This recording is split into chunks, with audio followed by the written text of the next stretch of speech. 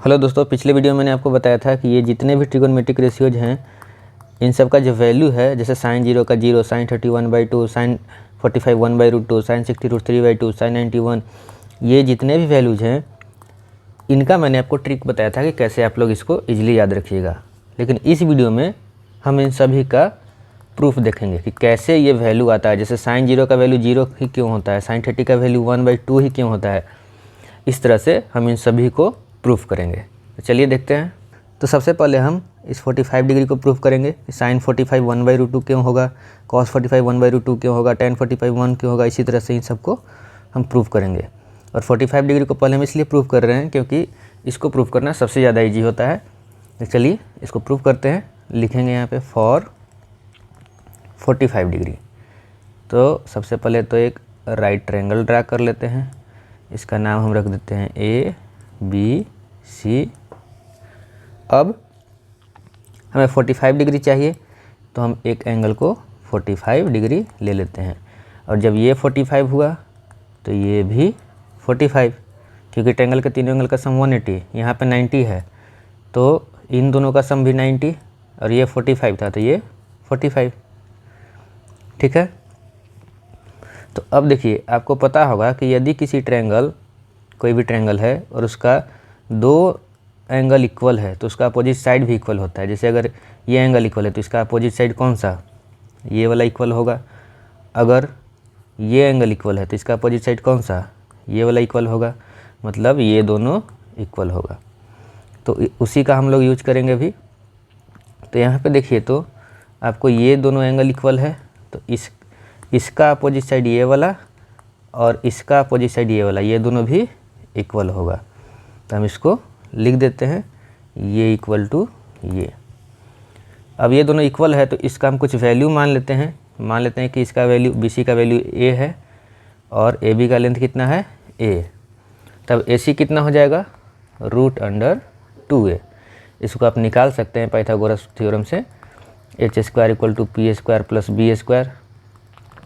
h का मतलब AC, p का मतलब AB और b का मतलब BC।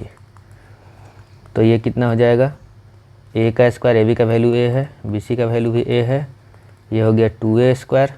तो ये तो आया AC² का वैल्यू। जब AC निकालिएगा तो स्क्वायर उधर स्क्वायर रूट हो जाएगा। तो AC = √2A। देखिए तो आया ना। ठीक है, इतना हम लोग कर लिए। अब इसके बाद हम क्या करेंगे कि हमें निकालना क्या है, साइन 45। सबसे पहले यहाँ पे क्या है, साइन 45 पहले निकालते हैं। साइन 45 निकालना है तो हम निकालते हैं साइन 45 डिग्री।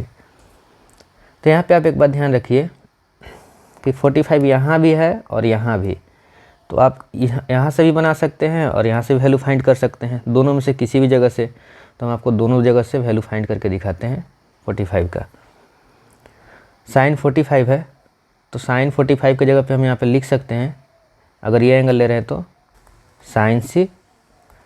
और यहाँ पे जब थीटा है, और साइन थीटा क्या होता है, साइन थीटा इक्वल टू होता है परपेंडिकुलर अपॉन हाइपोटेनस। तो यहाँ पे थीटा है, यहाँ पे C एंगल बन रहा है 45, तो इसके लिए परपेंडिकुलर AB, हाइपोटेनस AC। तो यहाँ पे लिखेंगे AB/AC, मतलब A/√2A। कट गया, कितना बचा, 1/√2। देखिए साइन 45 यहाँ पे 1/√2 है ना। अब अगर यहाँ से आप निकालना चाहिएगा तो यहाँ से निकालिए, sign 45 = sign A।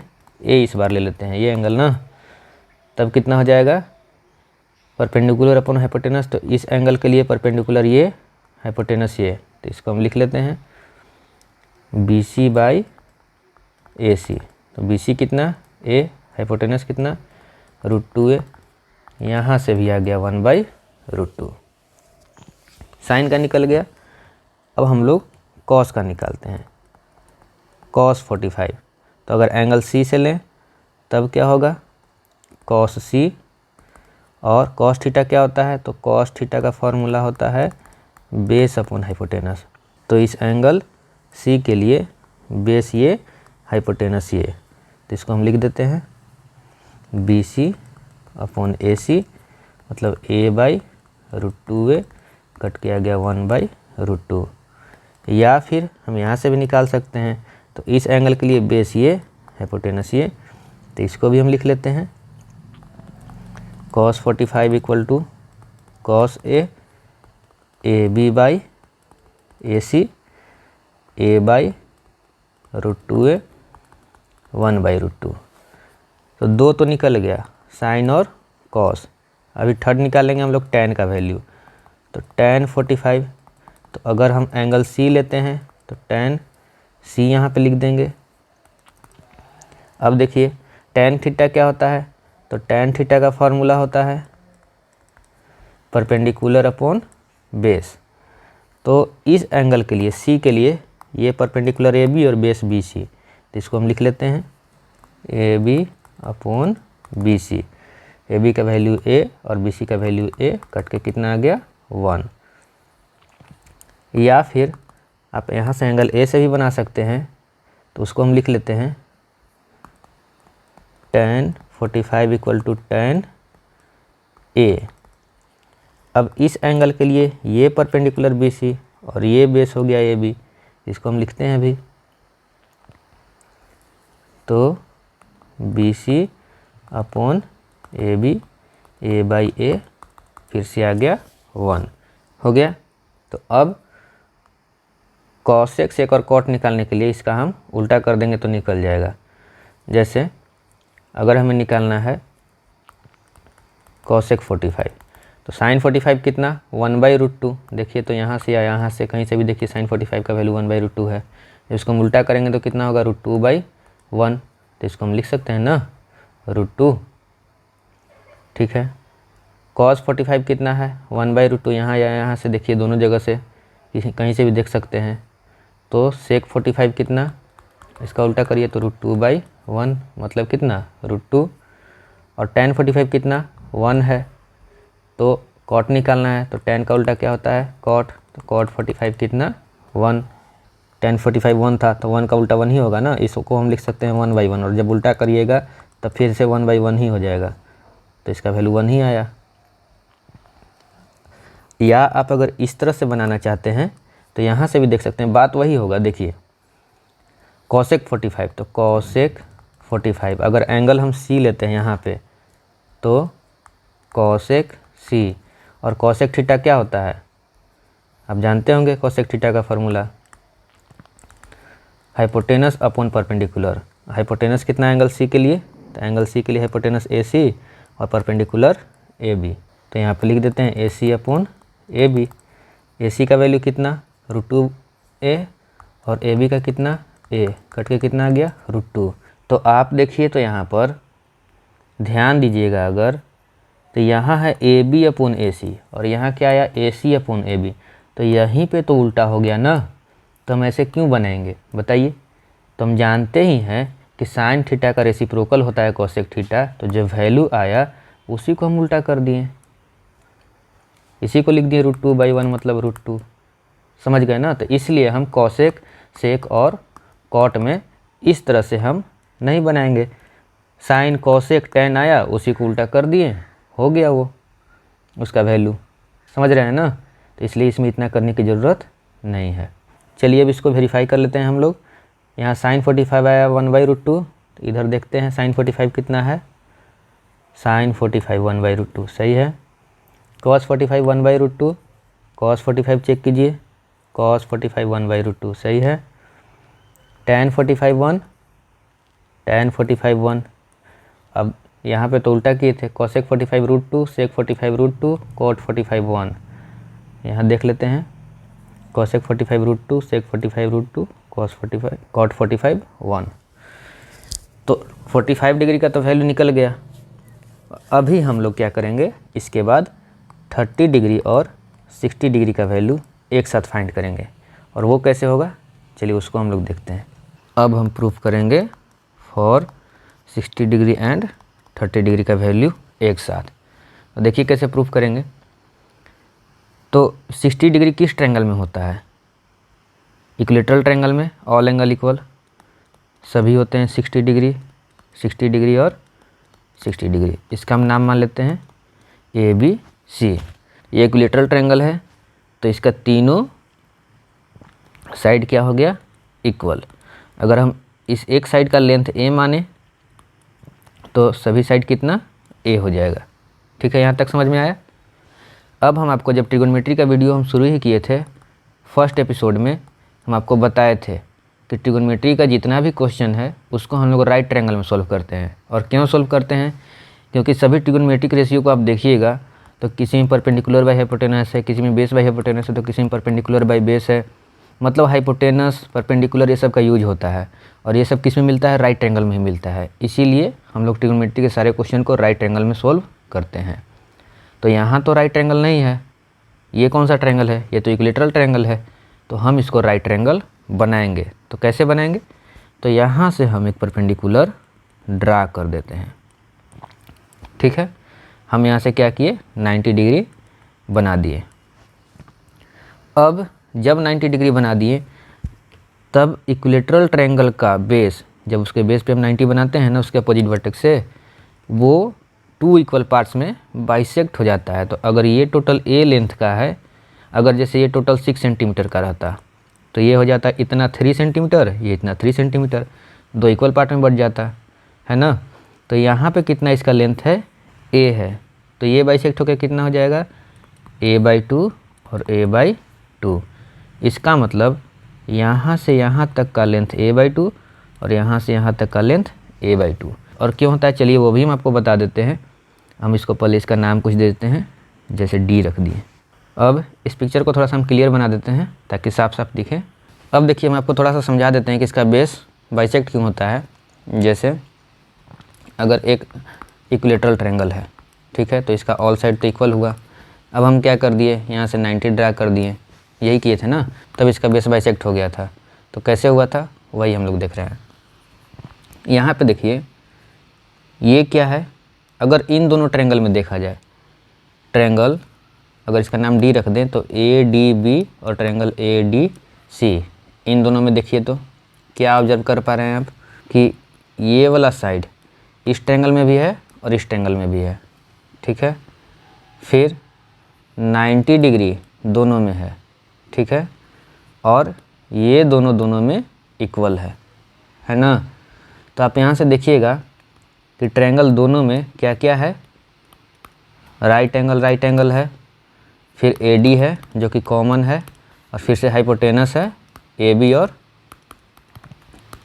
AC equal है। तो देखिए तो राइट एंगल, हाइपोटेनस, साइड, मतलब कि RHS से दोनों ट्रायंगल कॉन्ग्रुएंस हो गया। जब कॉन्ग्रुएंट दोनों ट्रायंगल हो गया तब क्या होता है, इनके corresponding sides and corresponding angles equal होते हैं। तब इन दोनों ट्रायंगल में इस साइड का कोरस्पॉन्डिंग साइड ये हो गया, तो इसीलिए BD = DC हो गया। ठीक है ना। और यहाँ पे देखिए, इन दोनों ट्रायंगल में ही इस एंगल का कोरस्पॉन्डिंग एंगल ये हो गया, तो ये एंगल और ये एंगल भी इक्वल हो गया। मतलब कि एंगल BAD = एंगल DAC। अब देखिए, चूँकि ट्रायंगल ABC इक्विलेटरल ट्रायंगल है तो इसका सब एंगल तो 60 डिग्री का, तो ये टोटल एंगल जो है 60 डिग्री का, तो ये कितना 30 डिग्री और ये कितना 30 डिग्री। तो इसको हम यहाँ पर लिख देते हैं कि ये 30 डिग्री और ये 30 डिग्री। ठीक है, तो इसको आप लोग माइंड में रखिएगा कि जब किसी इक्विलेटरल ट्रायंगल में हम परपेंडिकुलर बेस पर परपेंडिकुलर ड्रा करेंगे, तब वो जो परपेंडिकुलर है बेस को 2 इक्वल पार्ट में बाइसेक्ट करेगा और वर्टिकल एंगल को भी 2 इक्वल पार्ट में बाइसेक्ट करेगा। इस एंगल को हम लोग वर्टिकल एंगल बोलते हैं, एंगल A जो है पूरा। ठीक है, अब यहाँ से देखिए, तो हमें क्या चाहिए था, राइट ट्रायंगल, तो राइट ट्रायंगल मिल गया। और 60-30 चाहिए था, 60 और 30 दोनों का बोले थे कि निकालेंगे। तो देखिए यहाँ पे आपको 60 डिग्री भी मिल गया और 30 डिग्री भी मिल गया। अब यहाँ पे अगर आप गौर करिएगा तो देखिएगा कि यहाँ दो राइट ट्रायंगल हो गए, एक ये वाला और एक ये वाला। तो हम किसका यूज करेंगे, तो आप इन दोनों में से किसी का भी यूज कर सकते हैं। क्यों, क्योंकि इन दोनों ट्रायंगल का डायमेंशन सेम है। देखिए यहाँ पे 60, यहाँ पे 60, यहाँ पे 30, यहाँ पे 30, यहाँ पे 90, यहाँ पे 90, यहाँ पे a/2, यहाँ पे a/2, यहाँ पे a, यहाँ पे a, और ये वाला साइड दोनों में सेम है ना। तो दोनों ट्रायंगल का डायमेंशन क्या है, सेम। तो हम किसी भी दोनों में से किसी भी ट्रायंगल का यूज करेंगे तो हमें सेम ही वैल्यू मिलेगा। तो चलिए अब हम लोग कोई एक ट्रायंगल ले लेते हैं।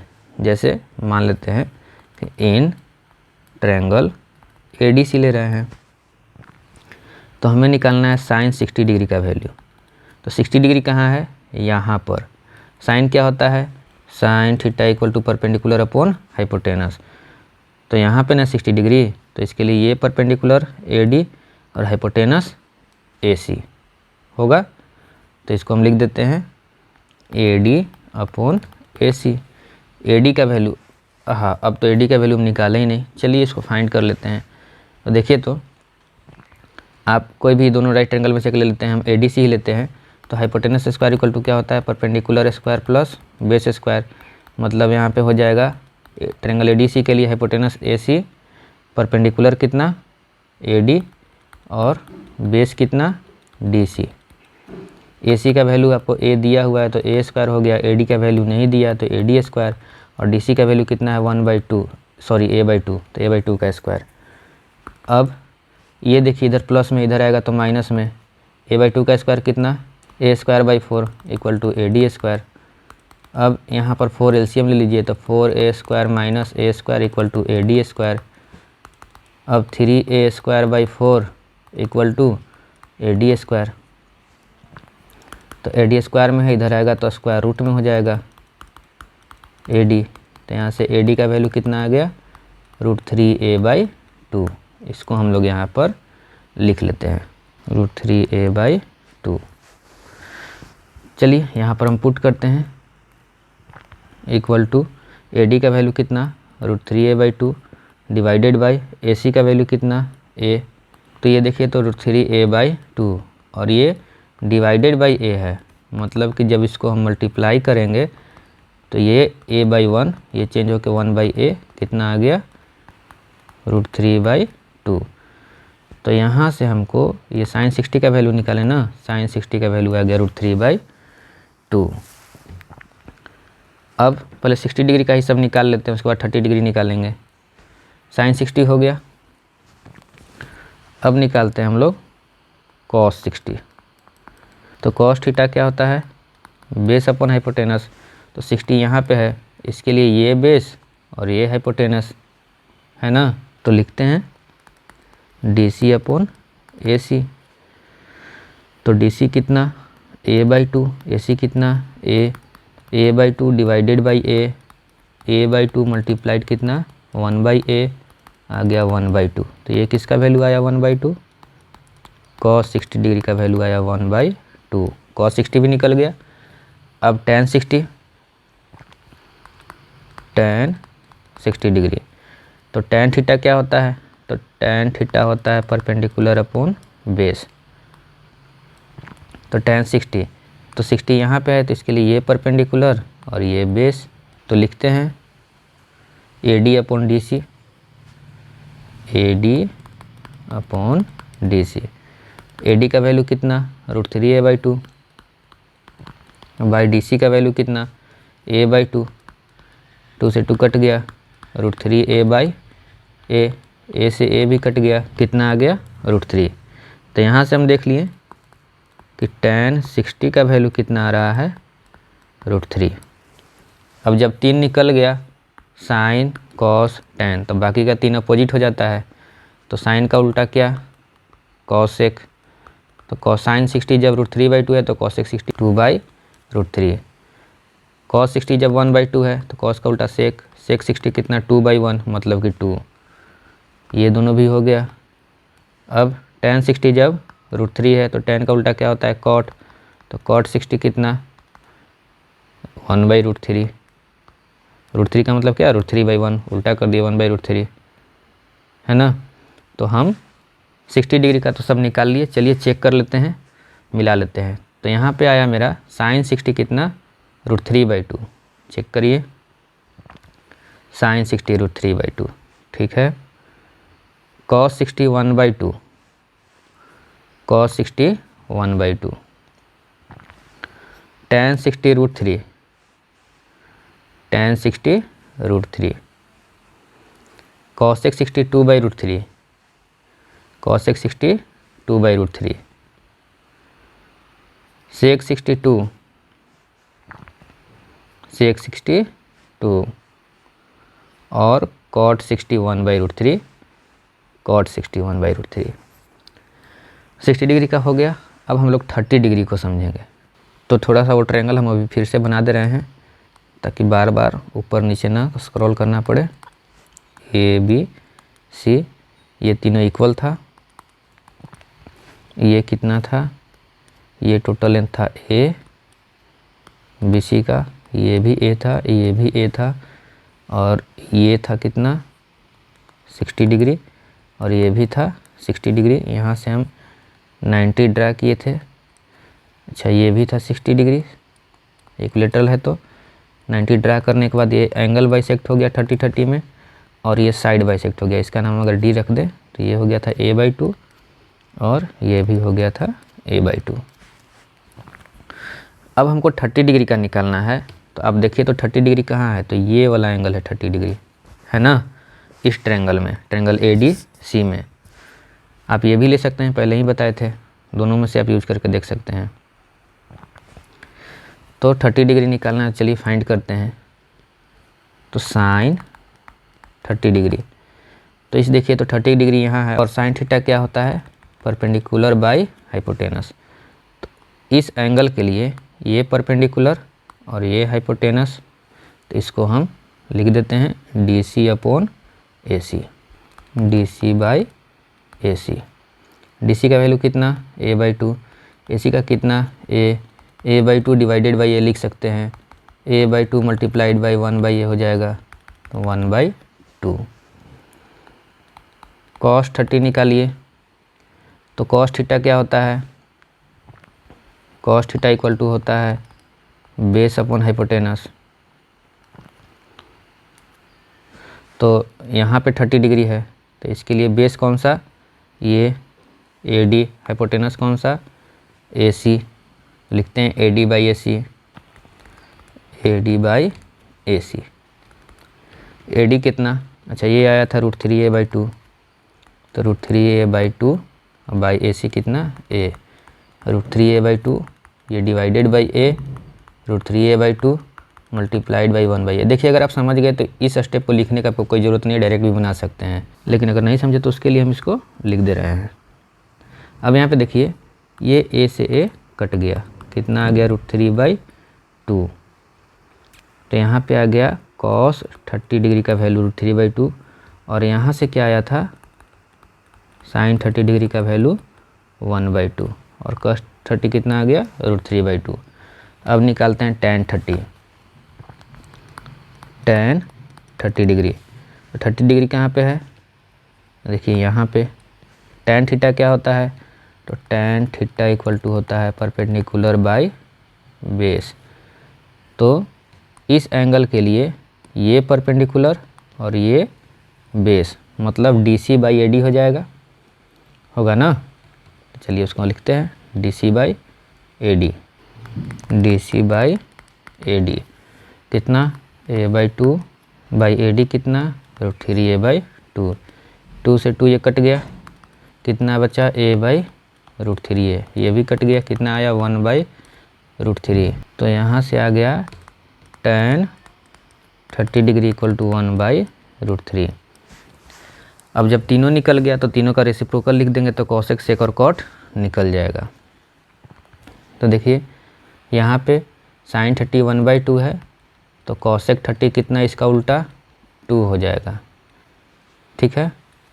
cos 30 √3/2 है, तो cos का उल्टा कितना sec होता है, तो sec 30 2/√3 हो जाएगा। और tan 30 1/√3 है, तो tan का उल्टा होता है cot, cot 30 कितना √3। तो अब इसको भी हम चेक कर लेते हैं। sin 30 1/2 आया, चेक करिए 30 डिग्री में, sin 30 1/2।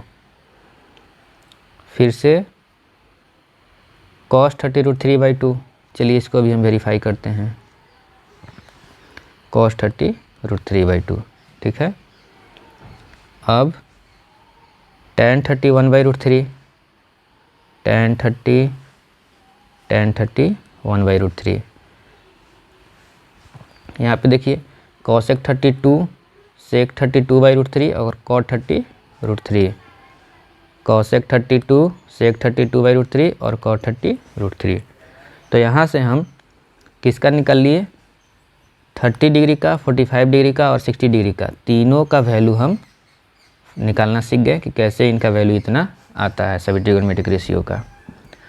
अब बचा 0 डिग्री और 90 डिग्री, तो इनको भी हम चलिए देखते हैं कैसे बनेगा। अब हम लिखेंगे फॉर 0 डिग्री। तो आपको बताया था शुरू में ही कि ट्रिग्नोमेट्री में कोई भी काम हम राइट ट्रायंगल में करते हैं, इसका नाम रख दिए ABC। तो अब देखिए हमको क्या करना है कि इस एंगल को 0 बनाना है। तो 0 कब होगा, जब ये एंगल छोटा होगा, मतलब कि ये हाइपोटेनस धीरे धीरे नीचे आते हुए इसमें ओवरलैप कर जाएगा, तभी तो 0 बनेगा ना यहाँ पे। तो देखिए कैसे होगा। तो हम क्या कर रहे हैं, आपको समझने के लिए इस ट्रायंगल को 2-3 बार बना देते हैं ऐसे।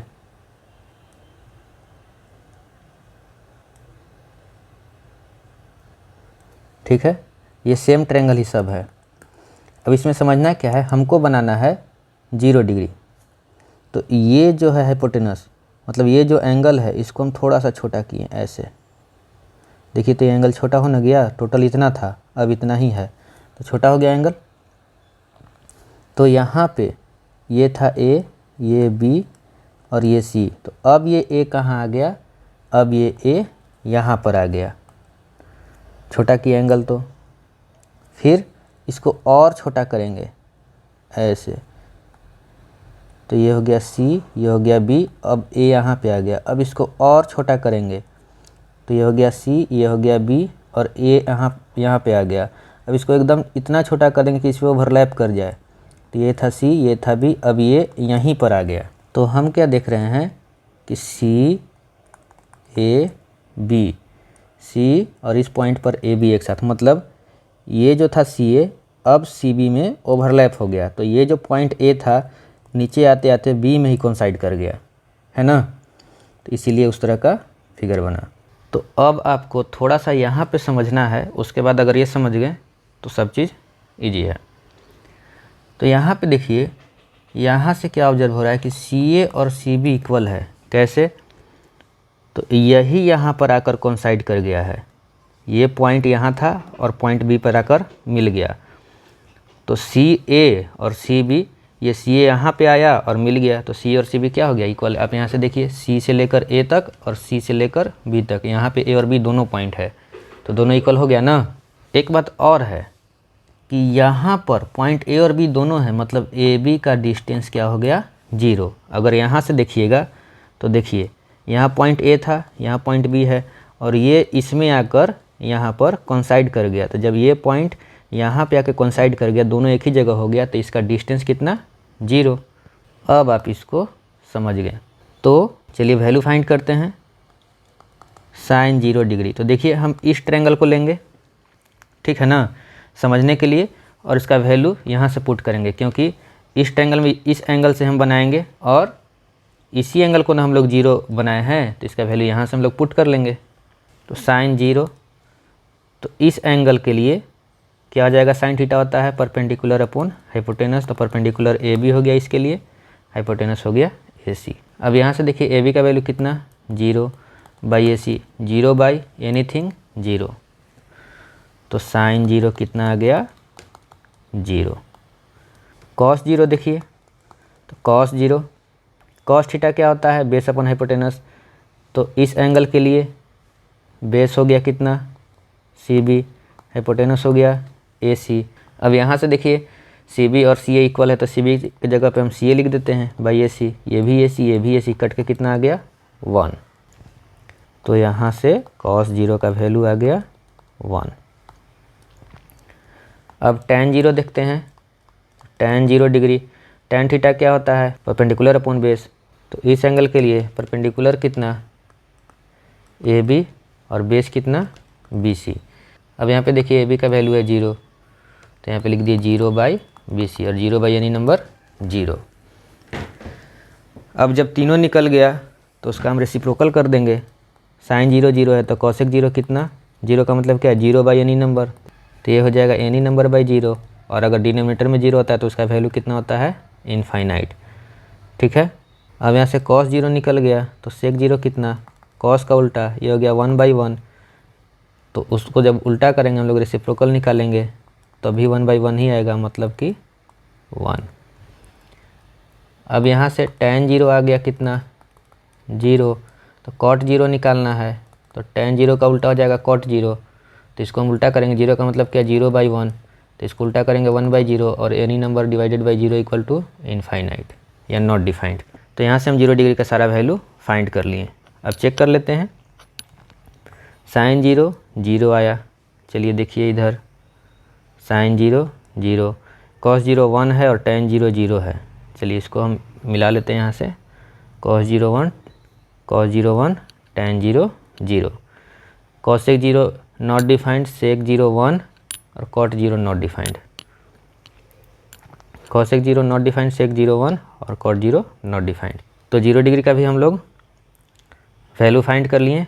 अब बचा 90 डिग्री, तो चलिए 90 डिग्री का भी देख लेते हैं जल्दी से। अब यहाँ पर लिखेंगे फॉर 90 डिग्री। तो सबसे पहले एक राइट ट्रायंगल ड्रा कर लेते हैं ABC। अब देखिए हमको इस एंगल को 90 बनाना है, तो क्या करेंगे, ये जो एंगल है इसको छोटा करेंगे तो ये एंगल बड़ा होगा।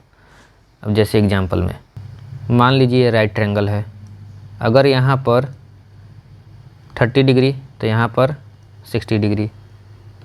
अब इस एंगल को हम छोटा कर रहे हैं, इसको हम 50 कर दिए तो ये देखिए बढ़ गया 40 डिग्री। अब इसको हम और छोटा कर रहे हैं, इसको मान लीजिए 20 कर दिए तो ये कितना 70 डिग्री। देखिए तो जैसे जैसे हम इस एंगल को छोटा कर रहे हैं ये एंगल बड़ा होते जा रहा है। तो हम ऊपर वाले एंगल को छोटा करेंगे तो ऑटोमेटिक ये बड़ा होगा, और इतना छोटा कर देंगे कि इसको ये 0 हो जाए। तो जब ये वाला 0 हो जाएगा तो ये कितना 90 डिग्री होगा ना। तो हम इसी का यूज करेंगे। तो देखिए कैसे होता है। तो समझने के लिए हम इस ट्रायंगल को ड्रा कर लेते हैं 2-3 जगह। सेम ट्रायंगल है, ठीक है। अब हम क्या करेंगे, इस एंगल को छोटा कर दिए, ये देखिए तो छोटा हुआ ना, तो ये बड़ा हो गया। फिर और छोटा करेंगे।